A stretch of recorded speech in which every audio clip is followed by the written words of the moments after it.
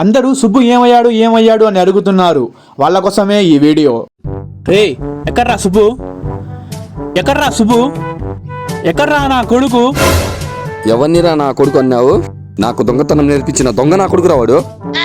అంటాన్రా, వాడు నాకు డబ్బులు ఇవ్వాలి అంటాను. ఇప్పుడేంటి? ఎంత ఇవ్వాలరా నీకు? 1,00,000 రూపాయలు ఇవ్వాలరా. లక్షనా?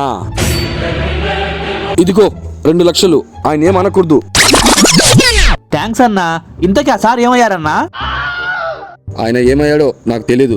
మా ఊరు దొంగలంతా ఆయన కోసం ఎదురు చూస్తూనే ఉన్నాం. కొన్ని రోజుల తర్వాత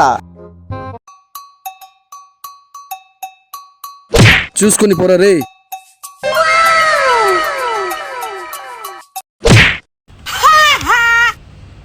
ఈ జోబు దొంగ దగ్గరే దొంగతనం చేస్తావా? దొంగతనం చేయడం ఒక ఆత్ర, నీకు నేర్పిస్తా పదా. ఓకే బాబు. నీకు దొంగతనం నేర్పించాలంటే నా ప్రాణం మీదకి వస్తుంది కదరా. నేను చెప్పినట్టు చేయరా. సుబ్బన్న నువ్వా? ఇన్ని రోజులు ఎక్కడికి వెళ్ళావన్నా? ఏం చేయమంటావురా, ఎక్కడ చూసినా సీసీ కెమెరాలు ఉన్నాయి. ఈ పల్లెటూరులో సీసీ కెమెరాలు లేవని తెలిసింది. అందుకే ఇక్కడ దొంగతనం చేసుకుని బతుకుతున్నా.